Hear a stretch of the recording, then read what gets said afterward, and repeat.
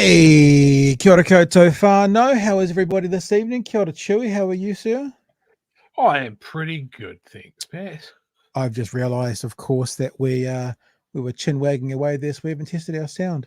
So I'll play a little something in the background whilst we have a bit of a chat and set up the show. How's things? What's been going on? What's happening today? Oh, not a lot. Just a standard day at work for me. Is it's a nice day here in Dunedin, though. Oh, mate, it's gorgeous. Yeah, no, beautiful. Hot. I had someone complain that it was too hot.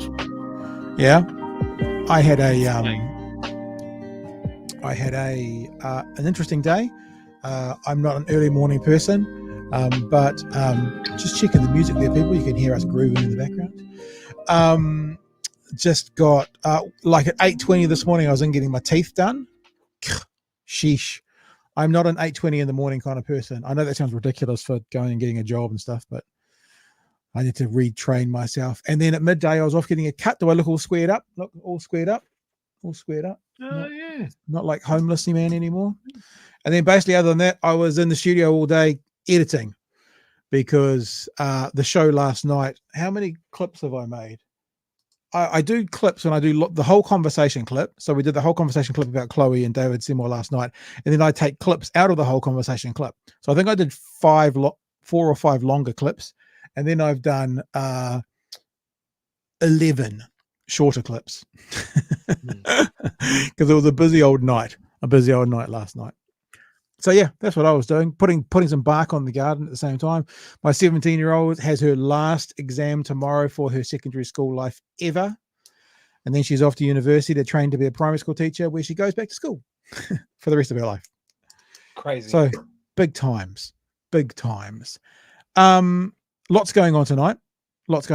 But before we do that, let's just say a huge thanks to our patrons, our lovely patrons.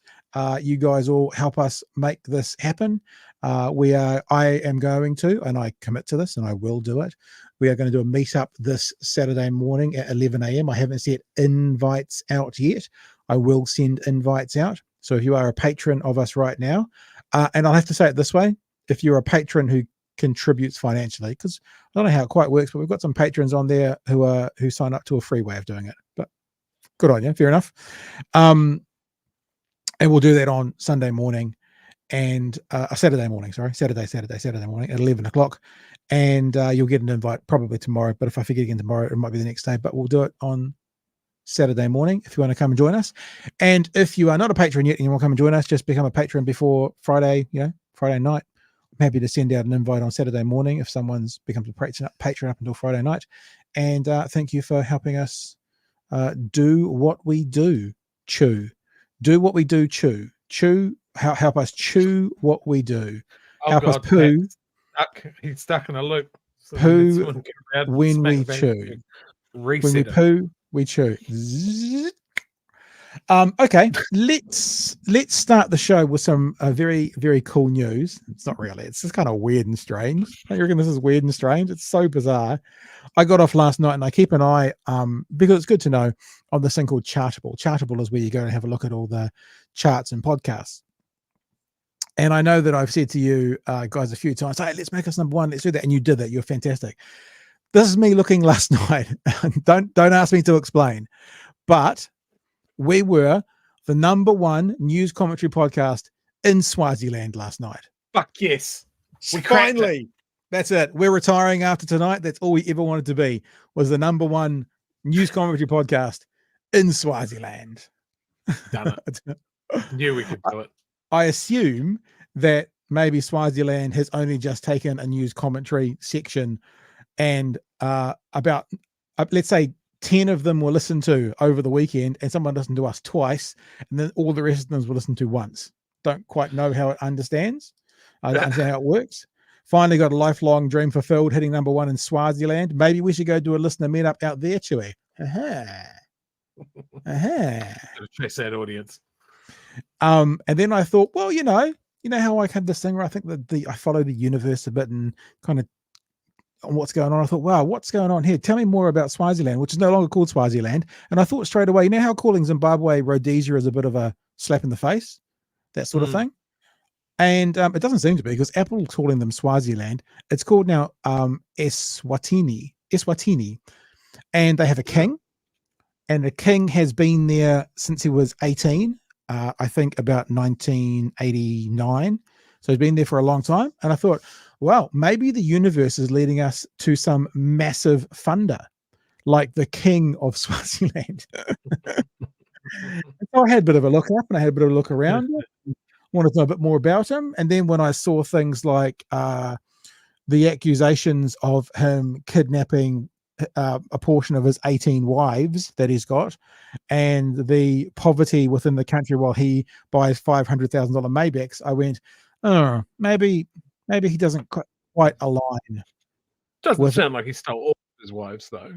No, So it's something. just some of them. But then I thought, if we had an opportunity between him and Peter Thiel, maybe he'd still rate a little bit more highly. The boys in the bunker in Wanaka. So yeah, I don't know about that. It was just a bit of fun from last night when we got off the show.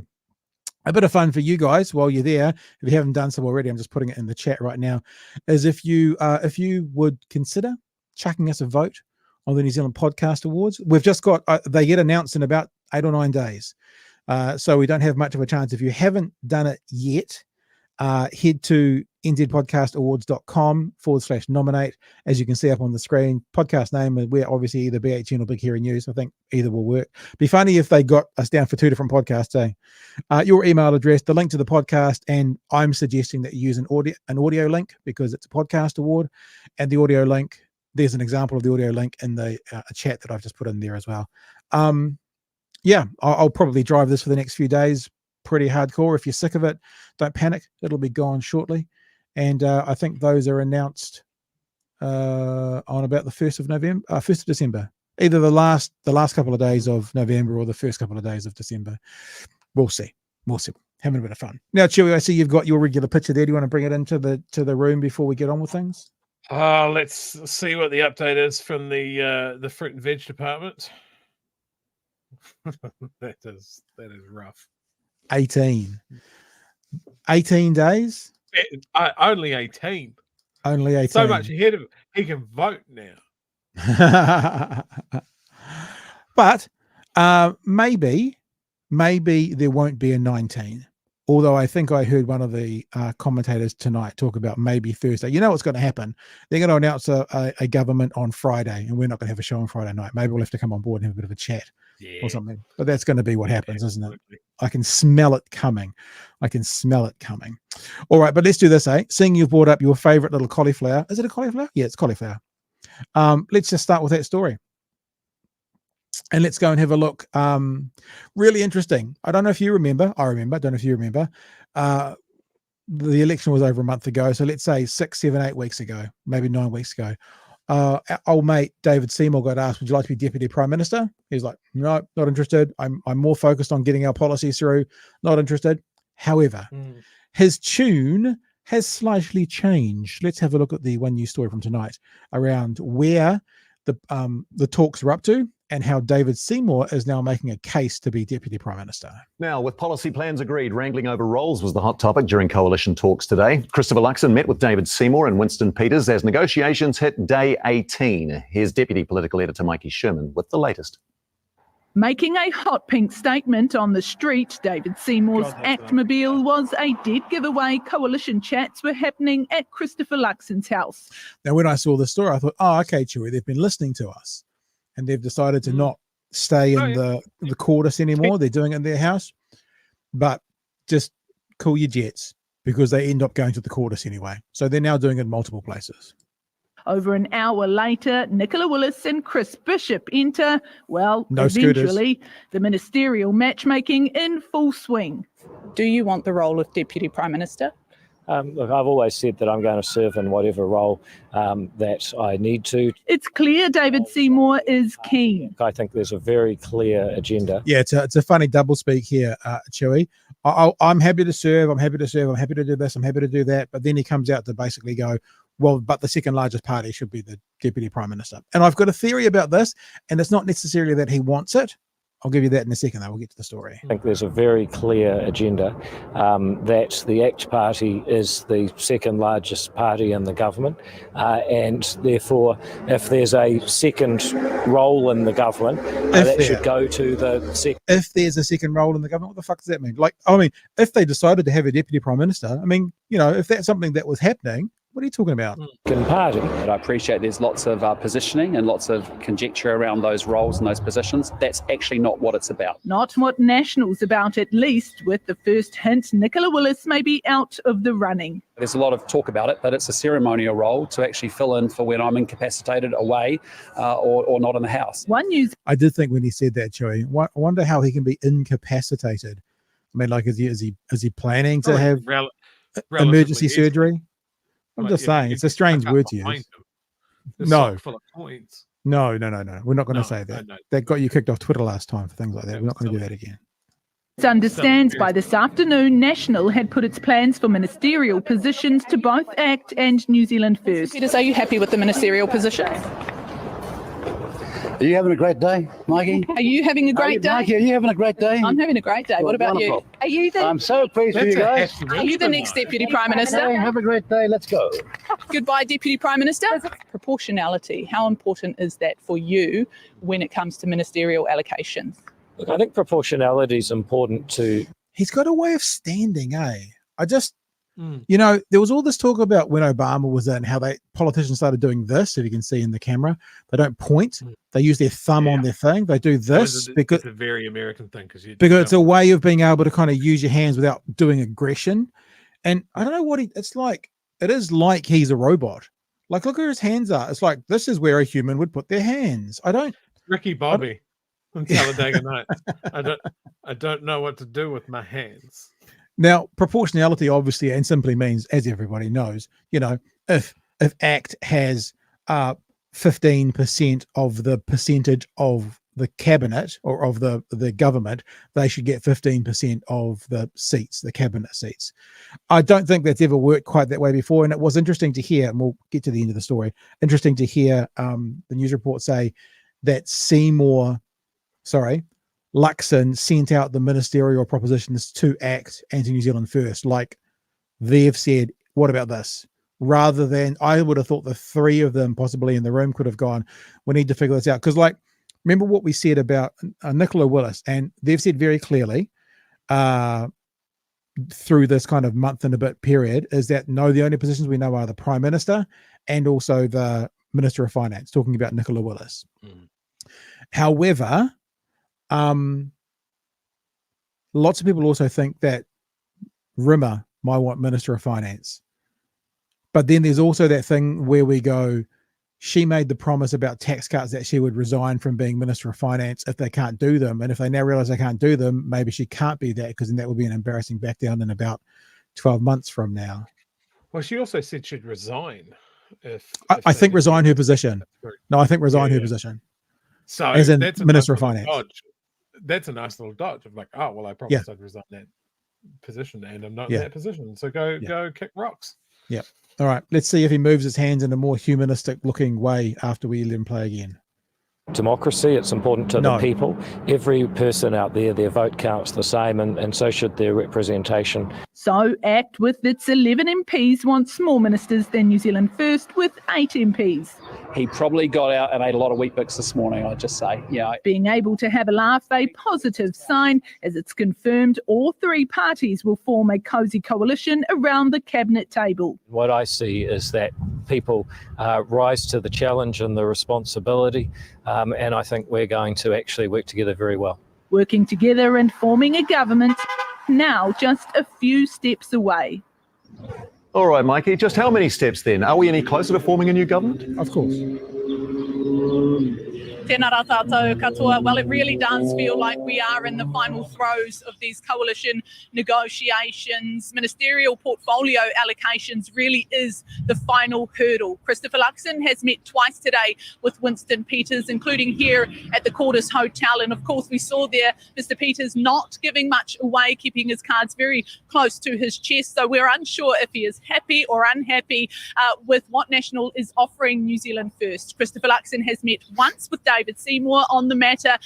And of course, all eyes on those Deputy Prime Minister roles, of course. Is it going to be David Seymour? Is it going to be Winston Peters? And once these deals are agreed, of course, these deals will be taken back to the party boards. That is largely a procedural issue, though. We know that National Party President Sylvia Wood, for example, has been heavily involved in negotiations. But of course, we will keep you updated with all the very latest, onenews.co.nz. There you go. Now, I know on TV3, 3 News, whatever they call it on News Hub, I watched that story as well.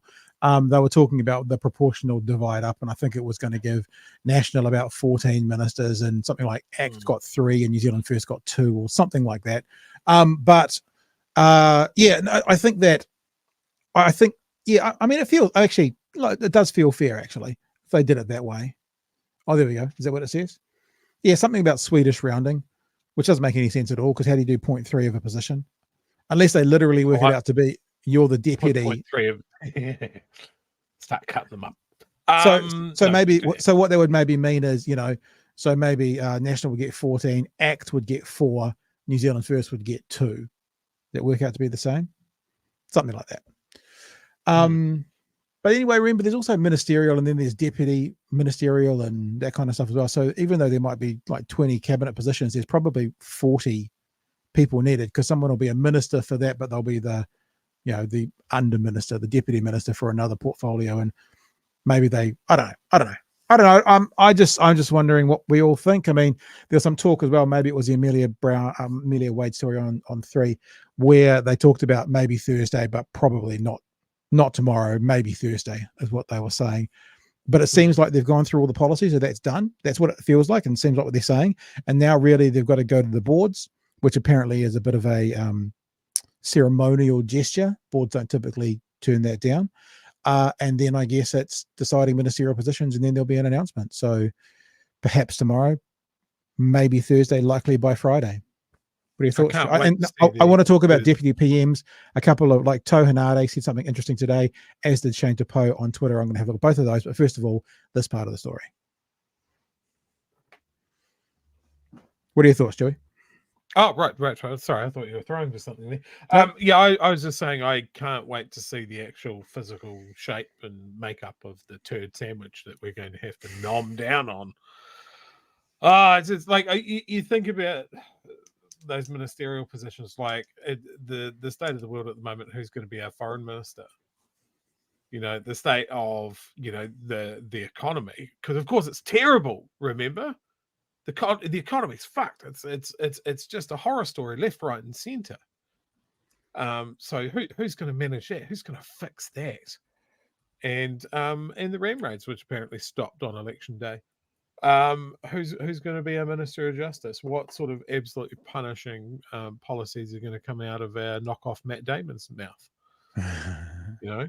It's the shape of it. It's who are we going to see as the mouthpiece for a lot of these policies that are going to come forward, and who's going to be eating big old piles of humble pie when it turns out that, hey, what we spoke about is not going to happen. So remember, we had that conversation with Bomber, and Bomber said his perspective was that they all have to be in cabinet. They all have to be in government, all 3 of them, because Winston Peters can't allow David Seymour to sit across the bench, because then anytime the government wanted to get policy through, Winston would have to go to David and genuflect. But likely the other way around as well. David Seymour couldn't allow Winston Peters to sit across the bench, because anytime they wanted to get policy through, David Seymour will then have to go and genuflect to Winston Peters to get his vote. I wonder if it's a bit the same with the Deputy Prime Ministership. I wonder if Rimmer, rather than him wanting the Deputy PM, he actually just doesn't want Winston to have it. Like, his desire for Winston not to have the Deputy Prime Ministership is actually more highly rated in his character than him having the Deputy Prime Ministership, because it is the second most senior position in Parliament, in government. It is somewhat ceremonial, but also when the Prime Minister's not there, it is the acting Prime Minister of the country. It is something for the CV and something for the knighthood, if that's the way someone swings. And it could be seen. Remember, this is the thing with Winston, eh? He is vindictive and he's got a long memory. And I just don't know if David Seymour would be happy to see Winston be deputy PM, maybe not even overtly do it, but to hold over his head until Winston dies. You know what I'm saying? Yeah. That I mean, I was the Winston- experience. Winston's been foreign minister before, correct? Yep. Yep. And he's also been deputy prime minister before. Yeah, twice. Yeah. So, I mean, part of me wants to go, the smart play for Luxon here is to make Winston your deputy prime minister. Yep. Like it sort of takes away a lot of the things of like, geez, Luxon's inexperienced and all of that sort of stuff. But then the flip side of that is Winston just going to dog walk Luxon up and down the parliamentary forecourt for 3 years? Is it better to keep him close where you would hope that his experience would be like, I can't cause too much ruckus for the actual prime minister? Yeah. I think if I were Luxon, God forbid, that it would definitely be like, I've got to keep Winston close. I have to keep it. I've let him inside. I have to keep him inside. I have to keep him all the way inside. Although what you're describing, like him dog walking Luxon, I don't think Winston will require a position to do that. I think he could do that from any ministerial position. He could probably do that if he had have decided, which he hasn't, to sit across the benches. He could probably still do that. So, I mean, if what you're saying is keep your friends close, you keep your enemies even closer, maybe so. Maybe so. Because as much as Winston, we all know this is where the saying came from him, the baubles of office. He made a big public statement about not wanting the baubles of office, and then he took them. I wonder as also, this sounds a little bit depressing, but for his age, if he realizes this is his last hurrah, and he's like, I'm going to get it all as much as I can, going to go for it, going to feather my nest even more, and go out with a bang, maybe. Yeah. Let me throw this at you though, because I want to share a couple of text messages, not text, but tweets with you right now, whatever they're called, excretions. One from Tohinari, former politician, and one from Shane Tapo. So here's the first one. These are more like a conversation starter, Chewy. You ready for them? Mm-hmm. So Toe's conversation starter from earlier today is this. I'm going to go out on a limb here. Winston Peters, Prime Minister. Luxon, Deputy Prime Minister and Minister of Finance. Seymour, Foreign Affairs. And Uawi is Speaker. Now, what the fuck is that? I don't think that's anywhere near going to happen because I can't imagine that. But it's a talking point. It's a talking point. What are your thoughts? Oh, I think that's insane. Hilarious. Yep. And insane. Look, I don't mind Tao. I think he comes up with some good points and some contentious hand grenades to throw into the discussion. I mean, would that put Winston in a position of leading a government that he's not the majority leader in?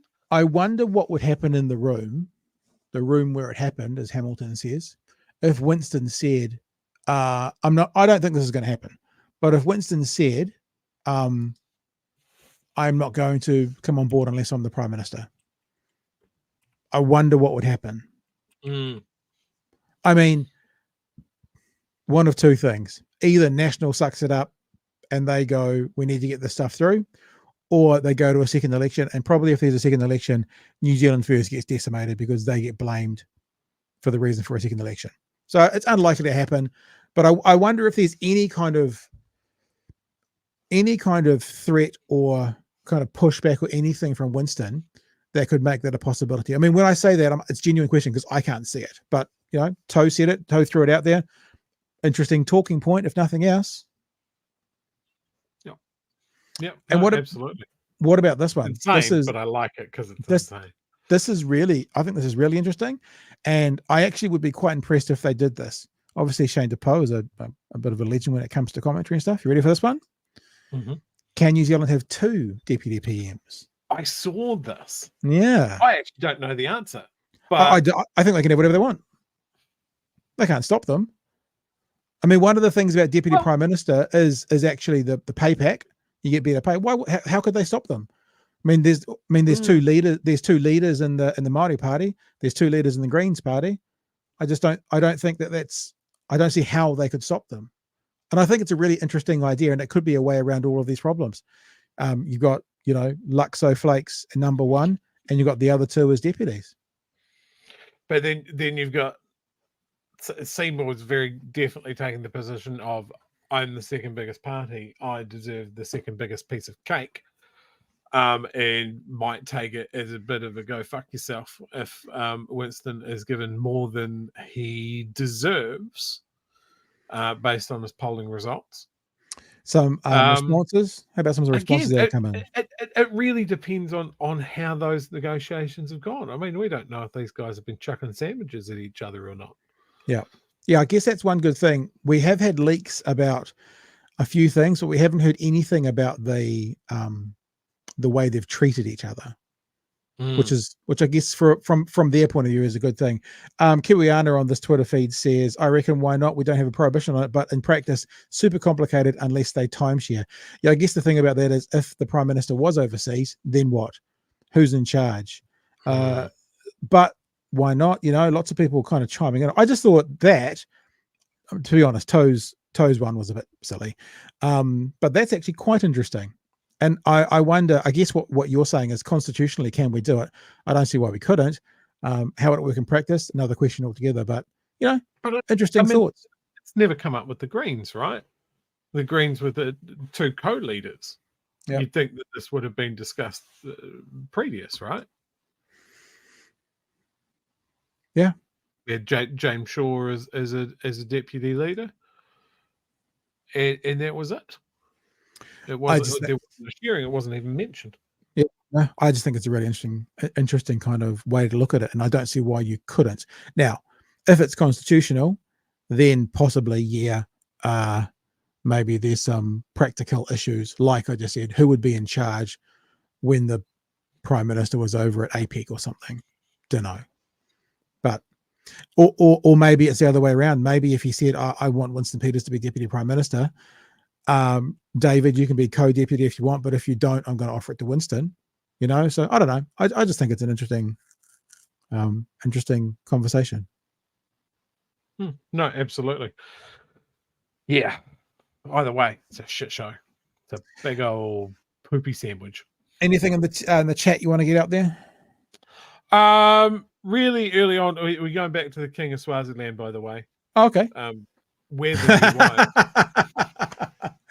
Every man had his price. Every man has his price, B. Well, not that one. Tama here says co-leaders seem to work on the left, but not on the right. Yeah, true. Maybe it's the idea of we sharing versus me. Yeah, being, maybe. Sharing your toys and that sort of thing. Echoing that capitalists aren't good at sharing. Yep. Okay. Fair. Yep. So I can't personally can't say it's an interesting intellectual exercise, but I don't think it's like these guys will have a goal in mind. Someone like I think what we've seen here is Seymour does want to be Deputy Prime Minister. What does Winston want? Winston's not going to fucking tell us because he knows what he's doing. Yeah. So I mean, with his walk and talk as he got in the car there, that was not a grumpy, unhappy Winston. That was a happy Winston. Yeah. He was joking around and like, I'm not going to, are we having a good day? Not to get the fuck out of my face. Yeah. So I think he's, at this point, judged on that little piece of footage, he seems to be pretty happy where it was. And it's a different Winston than we saw even a couple of days ago. Well, what are the big ones? Foreign Affairs, Minister of Finance, AG, Deputy, I mean, there's lots in there. There's lots in there to figure out. I mean, and like I said, remember, after the election, Luxon said there's only two positions we've decided on. The first is Prime Minister. The second is Minister of Finance, talking about Nicola Willis. So then what else have you got? Foreign Affairs, Deputy PM. Out of all of these choices that we've got, I would be most comfortable with Winston as Foreign Affairs. Right. Foreign Minister. Yeah. I think he did a pretty decent job when he did it last time. Because I was worried that we were going to see the New Zealand Winston that we see in the media just overseas, and it was going to be an absolute fucking shit show. But that's the truth of Winston. He's great in opposition. He's pretty. When I say ineffective, you're right. He did fine as foreign minister, so I'm not saying ineffective. I'm saying he doesn't have the same gravitas when he's in government. He's much more meek and mild. And part of me kind of goes, because he's got his baubles, why does he need to, rack it up then? Yeah. And it depends on how much he likes flying overseas. Many hours. It's a little bit like, when you're young and you're in your 20s and 30s and stuff, going and stay at a flash hotel is choice fun, By the time you get a bit older and you've got a comfy bed at home and stuff, you're like, oh, I don't want to leave out a suitcase. So it depends what his life would be. So yeah. All right. We're gonna play some video for you now from last week tonight, and then we're going to do it because we are a news show and we have fair use rights here, and we claim our fair use rights here to play some of this as a part of a news story about Aotearoa New Zealand. Get it all out there. We are going to show you some of the news story as well, but this is of course the continuation of the story about the Bird of the Century competition, and I want to play this bit because this is actually really cool.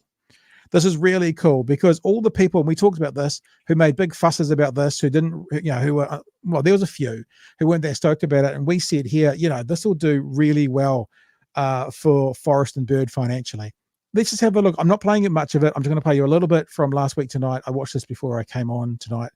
And what's happened for Forrest and Bird, New Zealand's Forrest and Bird, obviously, because of John Oliver getting involved. Now, this contest is overseen by the conservation organisation Forrest Bird to raise awareness of New Zealand's magnificent wildlife and raise money to protect it. And I'm happy to say they got hundreds of thousands of dollars in donations this year. Now, if you want to keep supporting them, you can give to them directly, or there's actually another option because... Just think what you'd pay for this, as an advert. Priceless. And let me say, absolutely priceless. Let me say this to foreigners who are watching us, who want us to do our accent. It's real simple. Australians elongate their verbs. Kiwis swallow them. So Australians go, mate. They elongate the verbs. Kiwis go, mate. We swallow our verbs. So there you go. Work on that next time, Mr. Oliver. Here we go. They've been partnering with a company to produce metal sculptures of the... This is brilliant. Chewy. This is utterly brilliant. You wait for it. I've seen it. Oh, you've seen it. Okay. And just think, people who haven't seen this, what's happening behind the scenes between HBO and Forrest and Bird. So this would have been talked about weeks ago. Obviously, they knew what Bird was going to win. Winning bird, with a portion of the proceeds going to their conservation efforts. Here is last year's sculpture of the triumphant rock wren. And these things are fantastic. I bought several of these. And so what you do is you bang them into the side of a tree, and then they give the silhouette at nighttime of the birds, and they're fantastic. Everyone should definitely go and check them out. Would you like to see the sculpture they've made for this year's winner? Because here it is, a magnificent Puteki win. As you can see, me riding on its back like one of its babies. And as the website points out, with a helpful animation, the John Oliver part can be removed if you so choose, which is magnificent. Would that we all had that option. If you want one, with or without me on it, you can order a sculpture. So it's fantastic. It's utterly fantastic. What great advertising. It is real. It's absolutely real, because we're about to now go from John Oliver last week tonight, where we are using footage from his show, thanks to fair use laws, to News Hub, to have a look at what's happening with the actual prize. Let's check this out. Forrest and Bird are hoping the boost doesn't end there. They've partnered with Metal Bird, a Kiwi sculpture company that's been celebrating the competition's winner for years. 30% of the sale of that bird directly to Forrest and Bird to help with their activities. But this year's design has a special twist. There you go. Me riding on its back like one of its babies. And that's seen sales go through the roof. And we're sitting there with our fingers crossed, hoping the whole site's gonna stay together. Walters says it's a huge boost for conservation efforts. It's almost a bottomless pit, how much help birds need. But did you get that, Americans? Pit. A bottomless pit. He swallowed his eye. Pit. But he swallowed it. Locally and globally. John Oliver leading by example. We actually have one for every member of our studio audience tonight. That is right. You get a bird statue. So as the spotlight turns away from our birds, and Forrest and Bird enjoy a well-deserved rest, I think my team could do with a cup of tea and a lie down. Toki and the team are crossing their fingers our native birds aren't forgotten. Look, what a brilliant story. What a brilliant story. And for any people, and I'm sure there's not many, but they always find the odd whinger or two, any people out there who are kind of a bit pissy that, you know, this American comedian made a joke out of the whole thing. Hundreds of thousands of dollars raised already for Forrest and Bird. They wouldn't have been there, and more to come through the sale of these silhouettes. Just fantastic. I think it was all part of the plan, and everybody played their part to perfection. Yeah. I mean, I think John mentioned the total number of votes in last year's one was like something like 56,000. Total, and total votes in the Bird of the Year competition, and then this time round, it's something like 4 times that amount. It's like 350,000 votes. Yeah, well, and the donations that went with it. Yeah. That's the main thing. His bird, the Puteki Teki, got 290,000 votes. The second place vote getter was the little spotted Kiwi, I think. That was about 15,000. I think what he said is if you added up all 10 of the first top 10, so the second through 10, they were still about 4 times ahead if you added them all together to do it. So no, I think it's great. And it's a way that they can show that the power of media, how it can actually help. And he does it a lot. And it's just, obviously, it's great for Forrest and Bird. Forrest and Bird. One of the things that I've loved about this competition as it's developed is because it's been around when there's been an election about, is that you get that same sort of, you know, everyone goes on overdrive on memes, right? Yeah. And they're always, it's politics, so it's mean. They're all mean. And then the Bird of the Year running in tandem is kind of doing the same thing. Like everybody's like, the Kiruru, what a garbage trash tier bird. Fuck your bird. And my bird's better. And it's just so much fun. And they, like, what was it, the year that bat won? Yeah, and the controversy that people like, it's not even a fucking bird.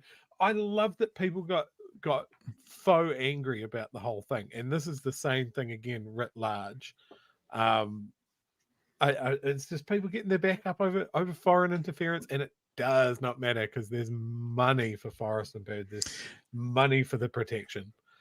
I think it's hilarious. I love John Oliver. I love his show. I've been watching it right from the get-go. So every time New Zealand pops up, it's always funny. I mean, like I think it was not the latest show, but the one before. He's still mentioning that Stephen Joyce got hit in the face with a dildo, which needs to be continued to be brought up wherever possible. I mean, I think one can't I remember when, I think it was John Keel, maybe John Key and Jacinda Ardern, when they were in America, they went on the Late Show. And I think John Key did like a top 10 list with Letterman or something. It was dreadful. Well, it was dreadful, but I remember them talking about if this was a paid placement, it was worth millions. Yes. So it was John, because it was cringy for us. Yeah, if you don't follow John Oliver, he makes a show where he does a deep dive into a story for like 20 minutes, and then his show, because it's HBO, can be anywhere from kind of 30 to 40 minutes long each Sunday night US time. The last 3 weeks, for between about 7 and 11 minutes of that show, have all been about New Zealand, Forrest and Bird, and the bird competition. It's just it's literal exposure that money couldn't buy. It's just fantastic. Yeah, the John Key thing was cringe as hell because it was awkward, and I didn't like John Key. But yeah, you put a money value on it. Why wouldn't you? Yeah. Why wouldn't you go for it? Yeah, no, absolutely. And you know, speaking of things you can't buy, patrons. Hey, patrons. Thanks for being with us, patrons. Appreciate your time and appreciate your help and your love. If anyone's else interested in becoming a patron, then you can get involved at patreon.com/Big Hairy News. There you go. Little plug. I'm just sort of realizing I've already done that tonight. I didn't think I had once I put it up there, but in my head I'm now remembering I talked about doing a meetup, so I didn't mean to do that twice. I thought I hadn't done it yet tonight, but there you go, done it now. Hey, guess what, Chewy? There's some problems around the country with some councils' infrastructure when it comes to water. Only there had been some sort of option of a better way to do it that wasn't hijacked by a bunch of knuckle-dragging racist lick-spittles. Yeah, maybe. What have we got now? What's going on now? I was thinking New Zealand's water infrastructure is falling behind the developed world. Oh, but that's always good. Yeah, but I was thinking we're going to have a little bit of a story now about drinking water. Maybe they could do something. They could centralize it to make it cheaper. They could incorporate, I think there's probably, there's at least 2 or maybe 3 kinds of waters that our houses use. There's the drinking water, there's the wastewater, there's the sewage. I mean, maybe you wouldn't call the sewage waters, but just because, to think up some kind of colloquial way to speak about it, you could talk about the 3 different kinds of waters, and a government could, spend a lot of time selling the message very badly, but showing to New Zealand how if we centralized it, we could make it much cheaper. But if you did that, you might get a bunch of racist rednecks try and convince the country that the bloody Maoris are going to take over the whole thing, and then no one do anything. And then stories start coming out about water contamination in New Zealand to hundreds of thousands of people that shouldn't be getting consumed by human beings. It's a bit of a crazy idea, but just as an aside, while we're thinking about that, let's watch this story, eh? Across the country are struggling to meet clean drinking water requirements, as experts say standards here are falling behind other developed countries. Yeah. The water regulators ordered dozens of councils to install new filtering systems by June next year, but as Laura Frickberg reports... Like, Chewy, ordering the councils to do it means that each council has to go to a supplier and get the price for just one interaction. If someone could come up with a way for maybe kind of ordering hundreds, if not thousands of these products to make them cheaper overall and disperse them to the councils, I wonder if anyone's thought of that. If they have, we can't call it 3 waters. We'll have to call it Kiwi water or something, some dreadful name. Okay. Well, we'll just... And then once it's set up, what we'll do is we'll sell it. Yeah. We'll sell it to some Chinese milk production thing or Nestle or something. Yeah. And that'll be good because we won't have any debt, but we won't own our water going into huge climate change. It's great. There's no downside. All right. Ports. Many councils say it's too costly to do in such a short time frame. A cleaner future under construction. A temporary UV systems being built at Queenstown's 2 Mile water treatment plant to prevent future outbreaks of disease. Eventually, all its plants will have protozoa barriers, UV light systems that destroy all bacteria. So we're looking probably at the end of this financial year, roughly May, June 2024. Cost of that's about 9.4 million. It's a cost 26 other councils will have to bear too. With the drinking water of more than 310,000 people at risk, they have until June of next year to make the upgrades. We've been particularly concerned around the level of compliance and the risk that exists with those suppliers that don't meet this requirement for a protozoa barrier. It was the 2016 Havelock North water and health crisis that shone a spotlight on our ageing water infrastructure, which, according to one parasitologist, lags behind other developed... You got to say that's a great name for a job, isn't it? Parasitologist. It sounds like they're a psychologist for parasites. Maybe they do that too. How do you feel? Maybe. I just also wonder about these guys saying there's not the time or the money to get it done by next June. Not to belabor the point, but I wonder about if there was a bigger organization, like somewhere centralized, that could have taken that job off them, taken funding from lots of other places, sort of like we did when Christchurch had its earthquake, how we sort of, we took money from all over the country to help out Christchurch. Something like that as an idea, to help these places that can't afford to pay for them from their ratepayers because there's not enough of them and because councils have let these systems go into ruin. I'm just spitballing here. I don't know if this would ever exist.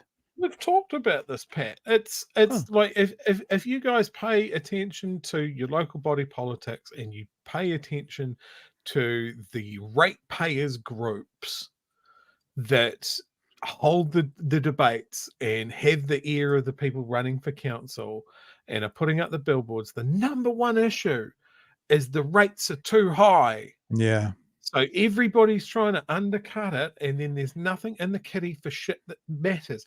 And pipes under the ground, not sexy. Don't see them. And it's one of those things of like, well, if nothing bad happens with your water, like, that's fine, but you can't campaign on you didn't get sick when I was mayor.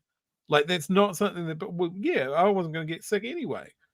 It only happens when you did get sick from the water, and now we're sitting here with one of our biggest tourist draws as tourism winds up again, and everybody goes, well, I've been stuck in my own country during a fucking pandemic. I've always wanted to go to New Zealand. I'm going this time. I'm not putting it off again. And they arrive and we go, don't drink the water. Yeah, we pull our water out of the lake and we also dump our wastewater into the lake. It's a good system. Yeah, we knew it was bad, but we didn't want to pay the money. Yeah. So bring your own bottled water. Thanks. Yeah, from New Zealand. Especially coming from Fiji, because Fiji water is fantastic, apparently. Countries. New Zealand has one of the highest rates of cryptosporidium infections in humans. The ability to turn on your tap and drink water that isn't going to make you sick is I think, one of the things we can at least expect. The Tasman District Council is one of those singled out by the regulator. Its mayor agrees the upgrade is needed, but says the deadline's too short. It's a real headache. So there's not a disagreement over what we're trying to achieve. It's really the timing and how we get there. But Taumata Arawai says the barriers have been a legal requirement for 9 years now. And if councils don't comply by the cut-off date or explain why they can't, they run the risk of prosecution. Laura Frickberg, One News. There you go. As I'm talking to you, sorry, I'm on a different screen. That's why I wasn't quite quick enough to do that. I just thought I'd look up Tasman District Mayor and Three Waters. Tasman Mayor fears strings attached to Three Waters, better off funding. Concerns were raised, yada, yada, yada. You're effectively buying into Three Waters reform by accepting Tasman District Council Strategic Policy Manager Dwayne Fletcher told incredibly frustrating. There now seem to be quite significant strings attached to the funding. So yeah, sorry about that, Tasman. You guys seem to want to not go that way when you had an opportunity for all of us to contribute to yours. So suck it up, Buttercup. Hard on you. Yeah. And this is going to be how it goes. Like I mean, we talk about Dunedin a little bit. But you know, one of the big projects going on here is the renewal of our CBD area. Yep. And everybody focuses on, you know, they're making it one way and they're helping pedestrians to do street furniture. But the whole reason that they're doing it, the whole reason that they've ripped up all the streets in our CBD is because the pipes underneath it are over 120 years old.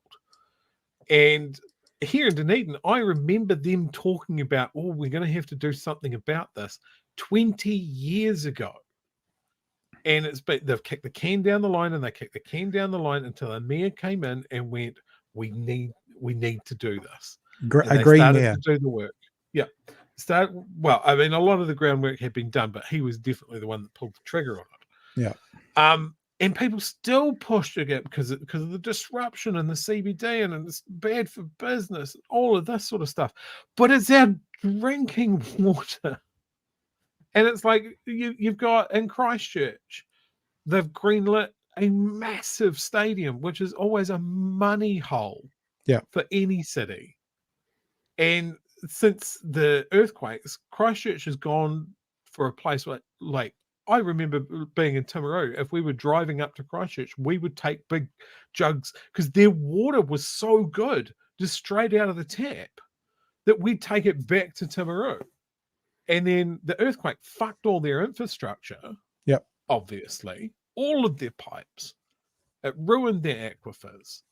And they're debating now, well, maybe we'll just chlorinate everything. Rather than spending money on a water treatment system where they wouldn't have to do that, and they would increase the quality of water for the whole city. But they've decided to go for the cheaper option because they can't do that and a stadium. I think it's also this is, and obviously, I mean, I don't have to say how sarcastic I'm being.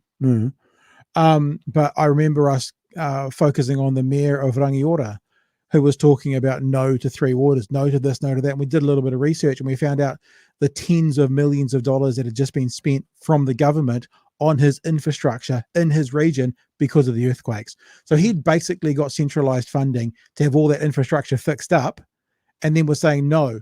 So that's the literal pulling the ladder up. Havelock North, when that happened in 2016, people died, right? The pipes got sorted out, was centralized money. We all paid for it. When Christchurch fell down, we all paid for it. When the floods happened up in Auckland and Northland, we all pay for it. But then all of a sudden you're talking about centralizing water to try and all pay for it. And you get groups like Groundswell and most conservative mayors around the country spinning up bullshit around co-governance and getting a back down. And now, this is what I've said all the way along, if you mayors had have said, oh, you know what? We don't want 3 waters. And just so you know, if we say no to 3 waters, all of your rates are going to go up by 20%. Of course, they never said the second part. They only said the first part. A bunch of them got in. And right now is the story where you kind of go, well, Tasman, suck it. You guys fought against it being centralized and sorted out. You chose not to. Hard on you, bro. Yeah, absolutely. Comment here from Māori Meteor. The Christchurch water plant caught fire. First, it's funny. It's not funny that a water plant caught fire. I'll go with not funny, but I understand. So they delayed the second plant to put tens of millions of dollars into their stadium instead, with a rates rise included. This is the sort of stuff that you would have people hanging from lampposts. That's crazy. Yeah. That is just crazy. And they campaigned on it. It's just, I'm furious for Christchurch. They deserve better. I guess the other thing is, and this is not a told you so, but I wonder how much within the next 6 to 12 months we're going to be going, much like 3 waters for you councils now, and 6 to 12 months from now we're going to be going, guys, we told you. We told you when National said there's going to be my middle child wants to go to teacher training college, and I talked to her about it today because I went through it and gave her a couple of words and we talked about it, and I said, but under National it's going to be, and she's like, well, what's happening? And I said, well, this hour of reading, hour of writing, hour of maths a day. I said, you think about this, kid. Your kids come into the classroom at 9 o'clock and they leave at 3 o'clock. There's a half an hour of prep. There's calling the roll. At the end of the day, there's packing up and tidying and putting stuff. So you've lost half an hour of the day from just that little daily admin stuff, right? So you basically go 9 till 10:30. That's an hour and a half. 11 till 12. That's 2.5 hours. And then 1 till 3. That's 5 hours total, right? You kind of mill around. It could be even 4.5 hours. You mill around for half an hour. That puts you down to 4.5 hours. 3.5 hours. Did I do my numbers right there? Hour and a half plus an hour is 2.5 plus 2 hours is 3.5. Yeah, 4.5. So 4.5 hours. Yeah, so you're down to that's number one. You're down to 4 hours after the milling. 3 hours of that by law potentially has to be taken up with reading, writing, and arithmetic, which means PE, music, art, assemblies, all these other things need to get fitted into. We can't get rid of PE. We've got to have new All Blacks, Pat. But that's you have 5 hours left in the week. And that's let alone any kind of other admin a classroom might want to do. So there's an hour each day to cover everything else in the curriculum. It's just like when we tell you, we warned you about this, it'll be the same as this sarcastic prick right here. Who's got 2 thumbs and is being a sarcastic prick tonight? This guy. It'll be the same thing. There'll be lots of things. All right. Anyway, hey, let's look at this last thing, because something you can rely on, Chewy, is National never changing their spots. New National MP Cameron Brewer celebrated victory for stale pale males after defeat of Sri Lankan-born rival. Really? New National MP Cameron Brewer has apologised for a, quote, poor attempt at humour, end quote, after celebrating the return of stale pale males in his election night victory speech, having ousted Labour's Vanushi Waters from Upper Harbour. In a recording that the speech leaked to RNZ, Brewer can be heard declaring himself a glass ceiling breaker to laughs from the crowd. So let's have a listen to a bit of the victory speech from this man who broke the ceiling of being the first pale, stale male to win this electorate seat. October 14 was a good night for Cameron Brewer, his party on track for government, and him on track to enter Parliament as National MP for Upper. the victorious candidate was in good spirits, having ousted Labour's Vanushi Walters from the seat, New Zealand's first Sri Lankan-born MP. He opened his speech with a joke, declaring himself a glass ceiling breaker. I'll be the first male MP. Stale, pale, male. Stale, pale, male. Before Vanushi Walters, the seat was held by National's Paula Bennett, going back to its formation in 2014. The audio recording was leaked to RNZ by someone at the small function, unimpressed by Mr. Brewer's remarks in light of National's documented problems with diversity. Almost 70% of National's caucus this term are men and 80% are Pākehā. We need to build a much more diverse National Party. National Party's at its best when it's truly a national party. Okay, so National Party's at its best when it's truly a national party. 70% male, 80% Caucasian, Pākehā. That means this National Party is not at its best. Using the words of Christopher Luxon, because they're at their best when they are truly a national party representing all the areas of the community, which he goes on to say. Now, I also think, when can you ever cite that? Because he's saying it like it's past tense. The National Party is at its best when. I'd like to know when he cites that from, but let's just have a look to the quote in full. National Party's at its best when it's truly a national party representing all the diverse communities in New Zealand. That's Christopher Luxon in All the October diverse last year communities. here on Morning Report, making a direct plea to the membership to confront unconscious bias, to pick more diverse candidates. More diverse organisations lead to better outcomes and better results. And so we'll be in a much stronger place with a more diverse lineup in 23. Except the request went mostly unheeded. And remember, no Pacifica MPs at all, not even one. With many safe seats selecting white men as candidates. In Upper Harbour, local members faced a shortlist of 5, 4 of them women. The 5th was Cameron Brewer. Cameron speaking. RNZ contacted Mr. Brewer this week about his speech. He says his comments were meant to be self-deprecating, but accepts they were unwise. In my defence, it was a private function, but nonetheless, it was a silly thing to say. It was clearly a poor attempt at humour, and, it's something I wouldn't say again. He says he absolutely supports his leader's drive to improve diversity, and he did not intend any malice. If anyone is offended by this comment, of course I apologise. It's a lesson for a first-term MP that even if you're in a private function, cracking jokes, that you've just got to be ultra careful as to what you say and the implications of that. A very Don't early let lesson the in real a thoughts fledgling political outside. career. The Keep first them in rule here. for new backbenchers: don't make the news. So a couple of things, right? The first thing is, if he does truly support the Mr. Luxon's movement for diversity, why did he stand against 4 females? Like, why did he? Because if he was agreeable to the diversity, it seems it's a bit of is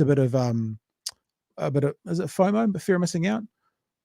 Not NIMBY. It's a bit of NIMBYism.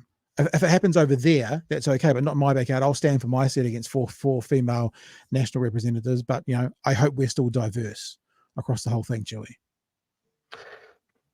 There's a funny little thing that I spoke about here in the local body elections were going on with a couple of my mates. We were talking about the whole shape of the local body election and that sort of stuff. And I said that me and my 2 mates should run for council because we, for good and funny reasons, we all care about Dunedin. We're all involved in the arts and the cultural makeup of the town and music and that sort of thing. And I was going, we'll run on a joint ticket because we're all angry bearded gingers. and it was a bit of a joke, and then it kind of got carried away, and I was like, well, maybe we should. And then I remember someone saying to me, going, yes, that's what we need, more white dudes in the council. And I kind of went, that hurt a little bit, but it is also fucking true. It's just very easy to buy into the thing that your motives are pure and good and that sort of thing. And it's a contest of ideas, and so I deserve to be there. And sometimes there's a time where you've got to look at yourself and go, well, actually, maybe there's enough voices just like me already there. But for someone to go up and use such a term as like, yeah, stale, pale, and male is back, baby, is so unbelievably self-aware in all of the wrong ways. I'm completely okay with the idea of the best qualified person gets the job no matter what. Like, no matter what. But as a part of that criteria for the person, I completely would take into account aspects that they could add to a community, a job, a political party that someone else can't bring. And if it was like, I know this is kind of a mathematical impossibility, but if there was two people who had identical skills, you really couldn't pick them apart, but one of them was from a more diverse group that would bring a different perspective to my company, community, political party, I would always pick them.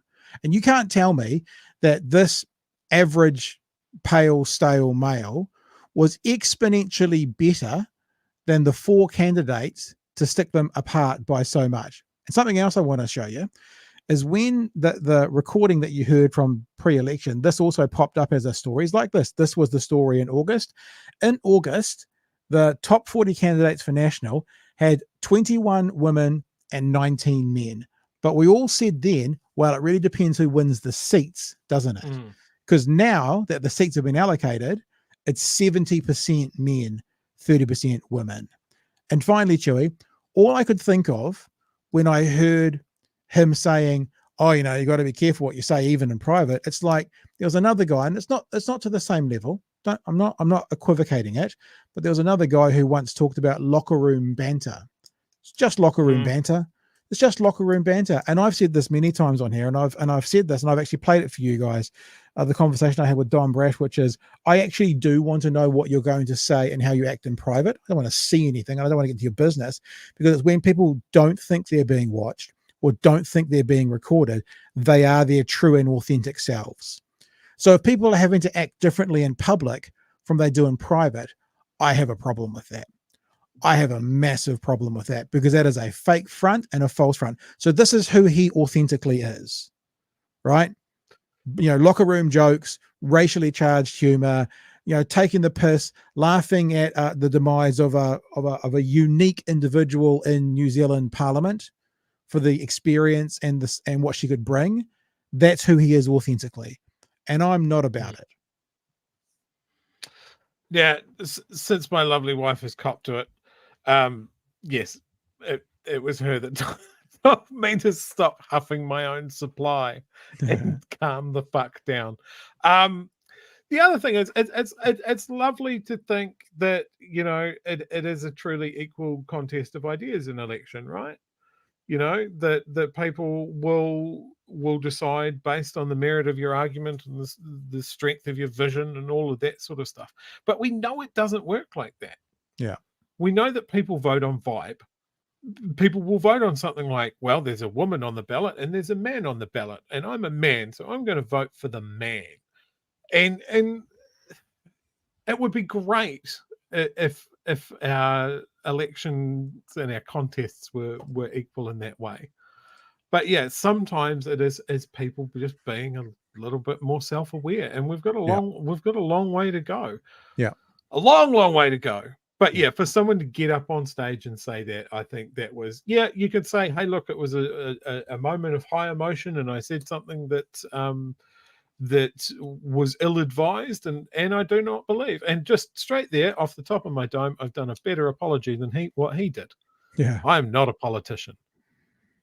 So I think, yeah, we saw a dumb man say a dumb thing at the worst timing, and then at least he didn't double down, at least he didn't dig in, but it was a shit apology. I remember talking to Michelle Acorte prior to the 2020 election. I did a podcast with her, and we were talking about politics, and we were talking about Jacinda then, and her position and what she said has stuck with me for a long time. And she went, why would anyone pick an ordinary man over this exceptional woman? And I thought that's a really, really good way to think about it.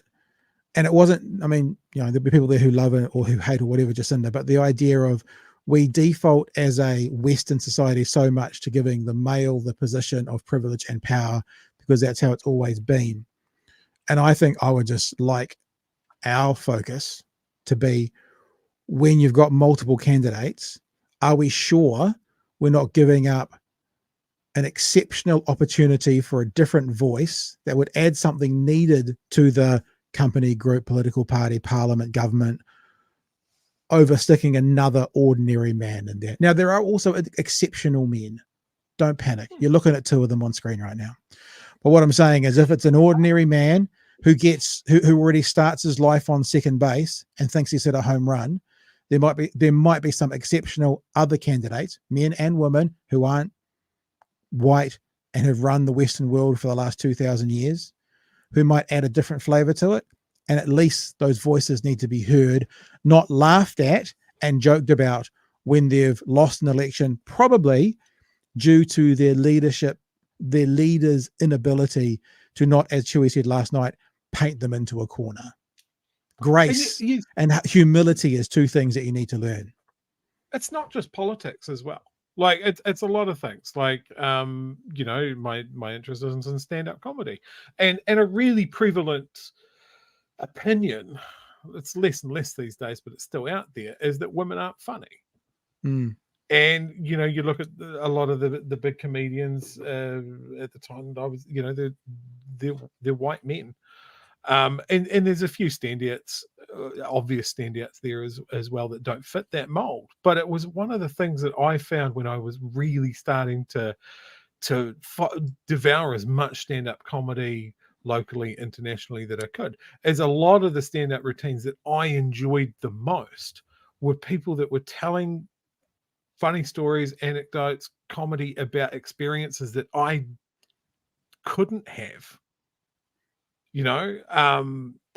I remember the first time I saw a trans person do a stand-up routine, and it was completely eye-opening and completely hilarious. It's the same in business. If you let people with different points of views into your decision-making process, or how you talk to your customers, or how you treat your staff, you get a better result pretty much every time. So this idea that the National Party that we've just voted in and the government that we're forming with its very, very minimal representation outside of white men is somehow completely based on merit, is just such a disservice. It's not true. We're not going to get good quality results for people that aren't in that cabinet room. Agreed. All right. Hey, one more time. Remember, if you haven't done so yet, and I'm sure all of you watching right now have, but maybe some people are watching some clips later on. Links are in the chat for the podcast awards. Appreciate a vote if you would be so kind, and even for you to pass it on. Remember, people often ask how they can help and what they can do to help. One of the things you guys can do to help is actually pass it around to some of your friends and whānau and flatmates and get them all to put in a vote for us. That would be incredibly appreciated if you would choose Even to do so. Your friends in your local Rotary Bridge Club, they could be interested. Yep, that'd be good. I would appreciate that quite a lot. All right, guys, that's us for tonight. we are done. It feels an early night when we only go for 70 minutes out of our 60-minute show. Thanks for being with us. Remember, if you, and I'm sure all of you know, but if you're interested in finding out more about 2024 and being involved in helping us find a path forward, and if you don't know what I'm talking about, just go to my Twitter feed. There's a pinned video at the top. Then you can get us on the email as well, which is, of course, bighairynews@gmail.com. But as I said, if you don't know what I'm talking about, head to Twitter, twitter.com/Pat Brittenden, and just look at the pinned tweet at the top, which has got a 9-minute video there that you can watch and be all completely caught up on it. And thank you to all of those people who have already contacted us, and we will keep talking to you guys. We'll keep talking to everybody, but those guys we'll talk to them sort of off camera via email. That's what I mean. All right, guys, you're beautiful. We will catch you tomorrow night from 9 p.m. for another edition of Our Big Hairy News. Until then, keep cool till after school. You remember doing that? Oh, that's a deep cut from the vault, Pat. Very much like that. He just lives on the other side of the harbour. After school. Oh, that's so good. Shall I get him on one night? I know Ollie. I've had him on a couple of times by the podcast. He lives about 15 minutes away. Oh, crazy. That's what taught me all our sign language. I learned the whole thing because of Ollie Olsen. All right, guys. Catch you tomorrow night from 9. Hooroo. Cheers, fam.